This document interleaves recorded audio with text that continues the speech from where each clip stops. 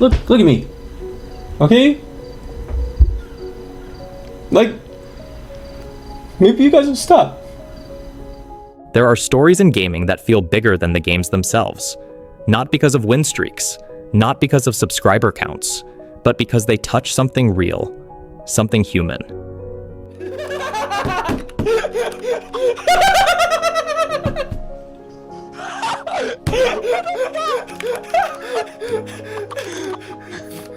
Byron Reckful Bernstein was more than a streamer.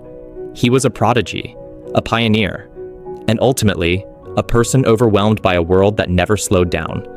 His life was public, his struggles were broadcast, and his legacy is still echoing across the streaming world. Before he became Reckful, Byron was just a quiet kid growing up in Los Angeles. Born in 1989 to Israeli parents, Hebrew was his first language. He had 2 older brothers, Guy and Gary, and a natural inclination for games, music, and math. But Byron's childhood was marked by an unimaginable loss.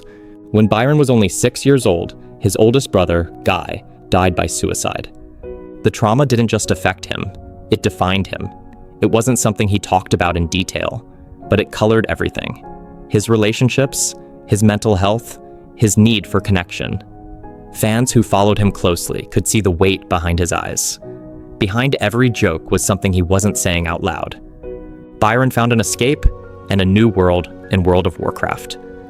I'm a fear Watch out, watch out. Kill! Okay. Nice. He stopped. Right here, boys. Dispel. Sheep!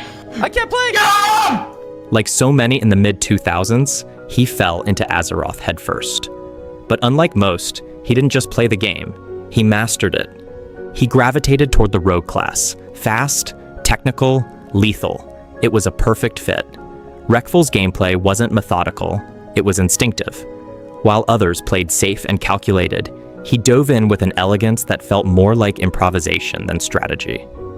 Between 2009 and 2011, Reckful dominated the WoW arena scene, hitting rank 1 multiple seasons in a row, 6 to be exact. He became a legend within the PvP community. The name Reckful was synonymous with rogue mastery, but it wasn't just his skill that drew attention, it was how he presented it. In 2011, Reckful released Reckful 3, a YouTube montage of his arena gameplay. It wasn't just another PvP video, it was cinematic, poetic.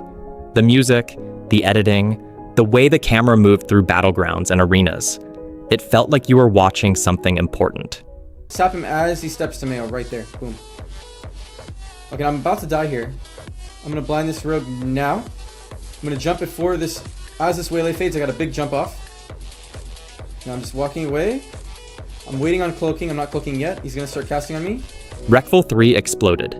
It became one of the most watched WoW videos of all time, and it put Byron on the map far beyond the boundaries of the game. He wasn't just a player anymore. He was a creator. Around this time, live streaming began taking off. Justin.tv had rebranded into Twitch, and Reckful, now already a known name in the WoW community, was a natural fit. But what set him apart on Twitch wasn't his gameplay, it was everything else. Byron didn't put on a show, he didn't act, he didn't brand himself, he just existed. He streamed his thoughts, his meals, his music. He'd go live and just talk to viewers. Sometimes he played games, sometimes he didn't. There were long silences, awkward pauses, bursts of laughter, moments of sadness. It felt less like a performance and more like watching someone live their life in real time. That honesty, that raw, unfiltered openness was what drew people in. He wasn't trying to be a celebrity. He was trying to feel less alone. But that honesty came with a price. As Reckful opened up more on stream, it became clear that he was struggling. He talked about depression. He mentioned bipolar disorder. He discussed feelings of inadequacy, isolation, self-hatred. Not in dramatic outbursts, just woven into his everyday conversations. And it was hard to tell where the stream ended and the cry for help began. 1 minute, he'd be joking with chat. The next, staring into the camera and saying, "I don't know how to be happy." This wasn't a character arc. It was his life. And thousands of people were watching. He didn't hide the ugly parts. He showed you when he was manic. He showed you when he was numb. And because of that, fans connected with him deeply, maybe too deeply. Reckful became a mirror for a generation that was also anxious, depressed, and terminally online. But the difference was, he was doing it in front of the world. This was just the beginning of a story that would inspire, confuse, and devastate millions. The rise of a streaming icon, and the unraveling of a human being who changed the internet just by being himself. By 2015, Reckful was a fixture on Twitch, but his content was unlike anyone else's. While most streamers polished their branding and focused on gaming, Byron did the opposite. His streams were erratic, personal, experimental. One day he'd be playing Hearthstone or WoW Classic. The next he'd be interviewing a viewer about their anxiety or eating peanut butter on stream in total silence. And the viewers loved it. They didn't come for gameplay. They came for him. Byron wasn't a personality. He was a person. The charm came from his unpredictability, his sincerity, and his willingness to say exactly what was on his mind, even if it wasn't flattering, even if it was alarming. But as his channel grew, so did the emotional weight of carrying it. Byron often said that streaming helped him cope, that it gave him structure, connection, a sense of purpose. But that connection also had a darker side. Twitch chat can be supportive, but it can also be cruel. Reckful was often subjected to harsh comments, inappropriate jokes, and gaslighting, all masked as banter. His openness about mental illness made him a target. The internet has never been kind to vulnerability. Still, he kept going. Because for all the toxicity, there were also thousands who loved him, who needed him. He wasn't just their favorite streamer. He was someone who made them feel less alone. I want to buy everybody's groceries. Can I buy everybody's groceries? On this card? No, I'm serious. My friend is doing a game show, and you guys all won free groceries. All of you won free groceries. Yeah. As long as they don't turn down my card because it's a lot of transactions. Let's try it out. Yes. Yeah, let's do it. That pressure to entertain, to stay consistent, to survive, was immense, and he wasn't always coping. During this time, Reckful became closely associated with a group of streamers who, like him, weren't afraid to share their emotions on camera. Chief among them was Mitch Jones, another WoW player turned variety streamer who shared many of Byron's highs and lows. Their friendship was magnetic and messy. On stream, they were hilarious, riffing off each other, telling stories, making each other laugh. Off stream, they confided in one another about depression, drugs, loneliness, and fear. It felt like watching two brothers trying to pull each other out of a pit without a rope between them. But there were also falling outs, breakdowns, periods of silence, and then reconciliation. Other streamers entered the picture too. Trainwrecks, TV, Soda Poppin', Pokelals, Asmongold. Each had a different relationship with Byron. Some tried to support him. Others kept their distance. Everyone saw the signs, but few knew what to do. Because how do you help someone who lives their life on camera, but might be falling apart off it? In 2018, Reckful announced the most ambitious project of his life. He was building a video game. Not a shooter, not an MMO raid fest, but a social game. One that prioritized mental health, connection, and open dialogue. He called it Everland. The idea was beautiful. A virtual world where players could meet, talk, and grow emotionally. Where strangers could become friends, and people with no support in real life could find purpose online. Byron poured his soul into it. He hired a team. He streamed development updates. He shared ideas and philosophy in public chats. Everland became more than a project. It became a mission. But it was also chaotic. Byron wasn't a trained game developer. He had vision, but struggled with leadership. There were internal conflicts, missed milestones, funding problems. Members of the team came and went. Public updates slowed. Hype faded. It started to feel like the game wasn't just for the players. It was for Byron, a world where he could finally feel okay. But the more he struggled with Everland, the clearer it became. No digital space could fix what was breaking inside him. In 2019 and early 2020, there were flickers of hope. Byron talked about going to therapy. He spoke more openly than ever before about his bipolar disorder. He shared the things that were helping: medication, routine, real-life conversations. He smiled more on stream. He released a video series where he interviewed strangers about meaning and connection. It was thoughtful, unpolished, and entirely him. There were moments, days, even weeks, when it seemed like Reckful was healing. But mental illness doesn't follow story arcs. It loops, it crashes, it surprises you. And behind the smiles were moments of detachment, long pauses, tweets that hinted at darkness, streams that trailed off without endings. Some friends reached out. Some didn't know how. His community saw it all. But as always, it was impossible to tell what was real and what was just another part of his openness.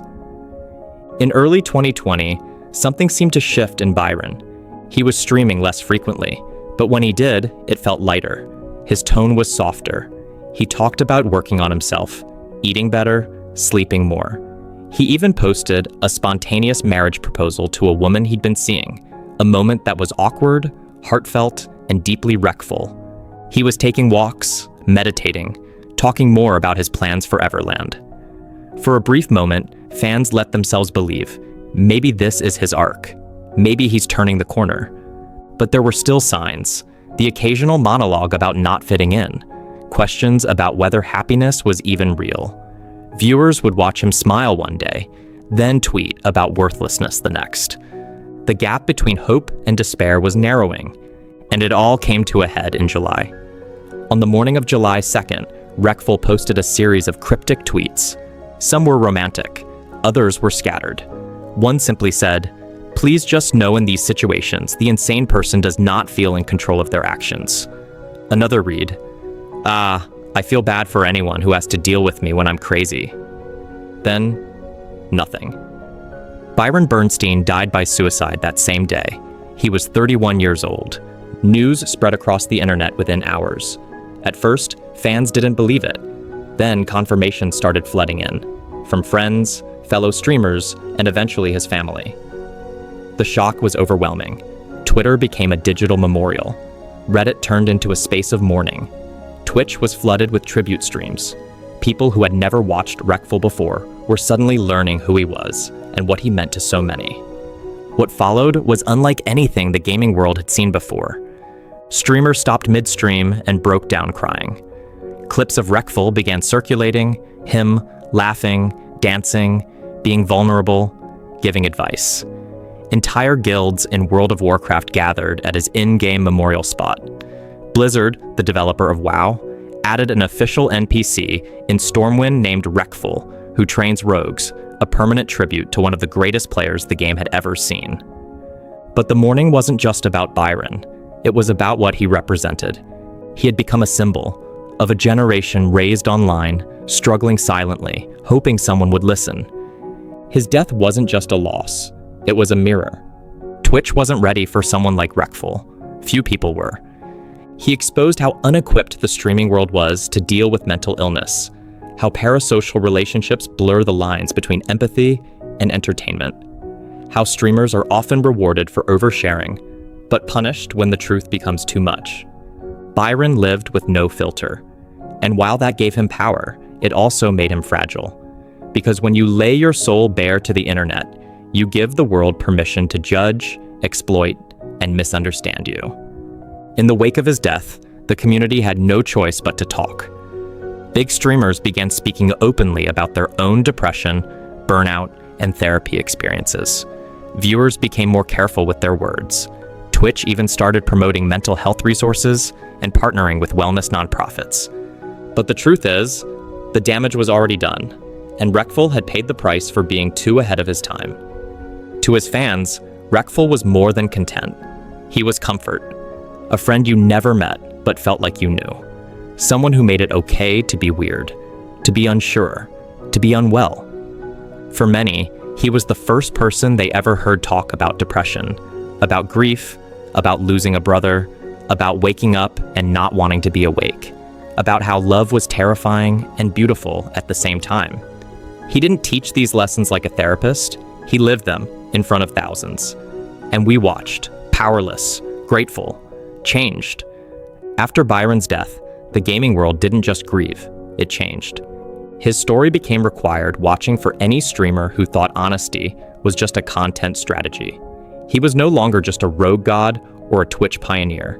He became a symbol of what's possible, of what's vulnerable, of what's at risk when the lines between life and live stream disappear. But if you asked him, he never wanted to be a symbol. He didn't want to be a cautionary tale or a martyr. He just wanted to feel okay. He wanted others to feel okay. He wanted to build something that helped people connect so they wouldn't have to feel what he felt growing up. And in some ways, he did. He helped shape the way creators talk about mental health. He broke the mold of what a streamer could be. He made it okay to cry on camera, to pause a stream and say, "I need help." Even Everland, though unfinished, lives on, not as code, but as an idea. A place where people are honest, where strangers talk like old friends, where you can walk through pain, not hide it. Byron Bernstein didn't teach through lectures or tutorials. He taught by example, and sometimes by mistake. He showed us the power of openness and the danger of it. He showed us how streaming can build community and how it can isolate you further. He showed us that being real can be the most magnetic thing in the world, and also the most painful. But more than anything, he showed us that behind every username is a person, a whole, complicated, hurting, beautiful person. And maybe that's the most important thing he left behind, a reminder that empathy is not optional, that what we say in chat matters, that how we treat the people behind the screen can change everything. He didn't save the world, he didn't save himself. But for a little while, Reckful made the world feel smaller, softer, safer, and maybe that's enough. Today, if you visit Stormwind in World of Warcraft, you can still find him, the NPC named Reckful. He stands quietly, a rogue trainer in the place he once dominated. Players kneel in front of him. They type / cry, thank, dance, not because they need training, but because they remember, and they're still not ready to let go. To Byron, thank you for everything. I feel like people are always too scared to meet new people, try to meet others. Anyway. Goodbye, everybody. Like, yeah, I mean each other, yeah, in chat. Because you probably have, there's probably a lot of like-minded people in the chat at this moment, you know? Have a good night. See you guys tomorrow or the next day.